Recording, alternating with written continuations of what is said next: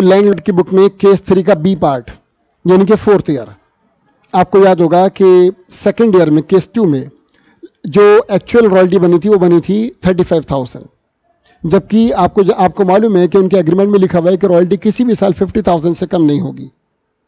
तो बच्चों लैंडलॉर्ड ने सेकंड केस में सेकंड ईयर में 35,000 बनने के बाद भी लेसी से पूरा 50,000 रिसीव करा था। एक्चुअल रॉयल्टी बनी थी 35, रिसीव करा था 50, 15,000 उसने रिसीव करा था और रॉयल्टी सस्पेंस अकाउंट और शॉर्ट वर्किंग अलाउएबल के नाम से। ये 15,000 बना नहीं था, लेकिन क्योंकि एग्रीमेंट में क्लॉज था कि भाई 50 से कम नहीं लेंगे, तो इसलिए 15,000 उसने लेसी से एक्स्ट्रा लिया। लेकिन बच्चों उसमें यह भी क्लॉज था कि जब भी एक्सेस वर्किंग होगी तो यह अमाउंट सेट ऑफ होगा, रिकवर होगा। आपने देखा होगा केस 3 में थर्ड ईयर में एक्चुअल रॉयल्टी बनी 60,000, लेकिन लैंडलॉर्ड को मिला लेसी से 50, 10,000 उसे वापस करना पड़ा, कैंसिल कराना पड़ा उस अमाउंट से जो उसने 2 साल पहले या उससे 1 साल पहले 15,000 एक्स्ट्रा रिसीव करा था। बच्चों अब केस 3 का बी पार्ट, ये 4th ईयर है। शॉर्ट वर्किंग को अब 2 साल हो गए, रिकवरी का टाइम 2 साल था। बच्चों इस साल हम एज्यूम कर रहे हैं कि एक्चुअल रॉयल्टी बनी 53,000, 3,000 मिनिमम रॉयल्टी से ज्यादा। इस साल बच्चों 53,000 में से जो मिनिमम रॉयल्टी 50,000 है वो लैंडलॉर्ड को रिसीव होगी और 3,000 फिर इस्तेमाल होगा शॉर्ट वर्किंग को सेट ऑफ कराने के लिए। लेसी को डेटर तो वो 53 से बनाएगा, लेकिन रिसीव 50 करेगा। 3,000 कैंसिलेशन के काम आएगा, वापस करने के काम आएगा उस अमाउंट को जो 2 साल पहले 15,000 फालतू मिला था। इसके बाद बच्चों आपको याद है, जैसे मैंने कई बार रिपीट करा, कि 2 साल पहले 35,000 बनी थी रॉयल्टी, जबकि 50 मिली थी, 15 फालतू। 1 साल बाद 10,000 कैंसिल हुई और अब 2 साल बाद 3,000 कैंसिल होगी, बचा हुआ 2,000 कभी कैंसिल नहीं होगा क्योंकि टाइम लैप्स कर गया।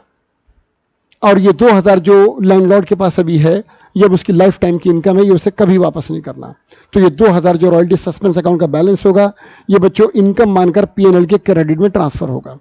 जरा इस केस 3B में यानी कि 4th ईयर में जनरल एंट्रीज देखिएगा।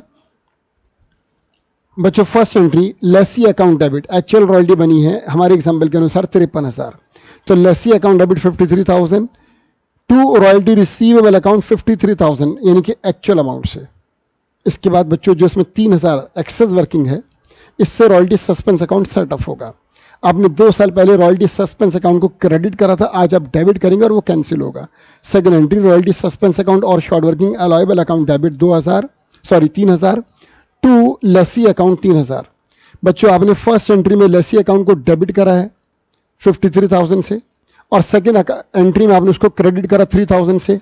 फर्स्ट एंट्री में लेसी डेबिट 53,000, सेकंड एंट्री में लेसी क्रेडिट 3,000, 3 से 3 कैंसिल, बचा 50, ये लेसी से रिसीव हो जाएगा। थर्ड एंट्री पैसा रिसीव करने की टीडीएस काट के मिलेगा, तो 50,000 में से 5,000 का टीडीएस कटेगा तो रिसीव होगा 45,000। बच्चों third entry bank account debit 45,000। इसके बाद tax deducted at source account debit 5,000 to lessee account 50,000, 50,000। और अब बेटा फोर्थ एंट्री बच्चों बहुत इंपॉर्टेंट, जो 2 साल पहले 15,000 फालतू मिला था रॉयल्टी सस्पेंस के नाम से, उसे 2 साल पहले क्रेडिट करा था, फिर 1 साल बाद उसमें से 10,000 कैंसिल हुआ तो रॉयल्टी सस्पेंस को डेबिट करा 10 से, बचा 5। 2 साल बाद केस थर्ड के बी में जब 2 साल हो गए तो 3,000 और कैंसिल हुआ क्योंकि रॉयल्टी बनी 53,000, तो 3,000 रॉयल्टी सस्पेंस और कैंसिल हुआ डेबिट होकर, अब बचे उसमें 2,000। ये 2,000 क्योंकि टाइम लैप्स हो गया, 2 साल थे रिकवरी के, 2 साल पूरे हो गए। अब ये 2 साल जिंदगी भर की इनकम है, ये कभी वापस नहीं करेगा लैंडलॉर्ड, इनकम मान के से पीएनएल क्रेडिट में ले जाएगा और एंट्री पास करेगा।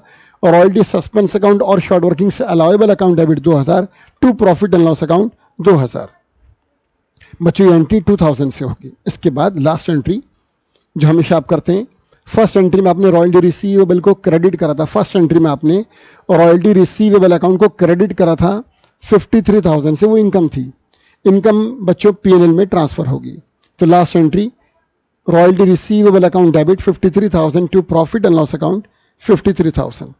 तो बच्चों इस तरह से केस थर्ड का बी पार्ट था, जिसमें रॉयल्टी का हमने सेट ऑफ होना भी दिखाया और बचा वो जो रॉयल्टी का अमाउंट था वो पीएनएल में क्रेडिट हुआ, क्योंकि वो कभी भी अब सेट ऑफ नहीं होगा, वो लैंडलॉर्ड की परमानेंट इनकम है। इनको एक बार अमाउंट के साथ और देखिए बच्चों,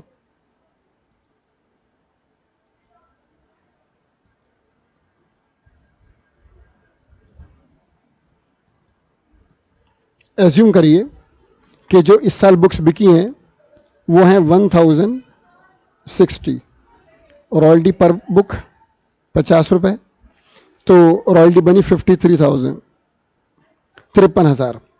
first entry lessee account debit 53,000 to royalty receivable account 53,000। इसके बाद सेकंड एंट्री बच्चों, सेकंड एंट्री में 3,000 कैंसिल होगा, royalty suspense account debit 3,000 to lessee account 3,000। अब बचा 50,000, ये लेसी से रिसीव होगा टीडीएस काटने के बाद। Bank account debit 45,000, tax deducted at source account debit 5,000 to lessee account 50,000। बच्चों 2 साल पहले 15,000 फालतू मिला था, 1 साल बाद 10,000 कैंसिल हुआ, 2 साल बाद 3 कैंसिल हुआ, बचा वो 2 कभी कैंसिल नहीं होगा। रीजन क्योंकि टाइम लैप्स कर गया, ये इनकम हो गई। तो royalty suspense account debit 2,000 to profit and loss 2,000। और लास्ट एंट्री बच्चों, जो फर्स्ट एंट्री में आपने रॉयल्टी रिसीवेबल को इनकम मान के क्रेडिट करा था, उसे लास्ट एंट्री में डेबिट करके कैंसिल करेंगे और इनकम मानकर पीएनएल में ट्रांसफर करेंगे।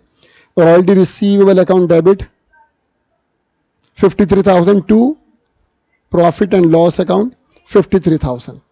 इस तरह से बच्चों ये हमने केस 3 का बी पार्ट डिस्कस करा और ये एंट्रीज हमारी कंप्लीट हो गई, लेसी की बुक में भी और लैंडलॉर्ड की बुक में भी। बच्चों जो एंट्रीज थी, अब मैं आपसे डिस्कस कर रहा था, एंट्रीज तो हमारी कंप्लीट हो गई। हमने, आपको याद होगा फर्स्ट लेक्चर में हम लोगों ने जब ये रॉयल्टीज स्टार्ट किया था, इसके 2 लेक्चर हुए हैं। फर्स्ट लेक्चर में हमने जो 3 कंटेंट थे उनमें से कंटेंट 1 कंप्लीट करा था। कंटेंट 1 का नाम था सम इंपॉर्टेंट टर्म्स। उसको आपको याद होगा, उसमें टोटल 13 टर्म्स थी, 13 शब्द थे। वो 13 शब्द हमने पहले उनको समझा, उनको डिटेल डिस्कस करा और पूरी तरह से जब वो समझ में आ गए तो हमने लेक्चर 2 में फिर अब आज जनरल एंट्रीज उठाई।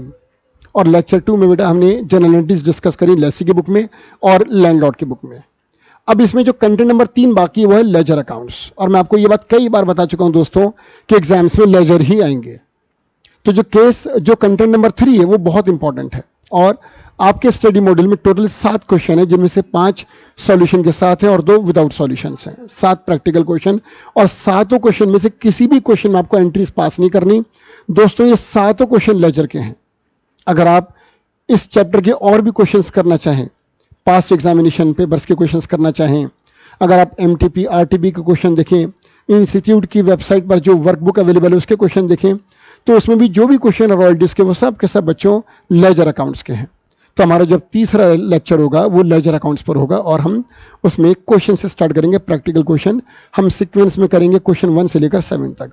Thank you so much.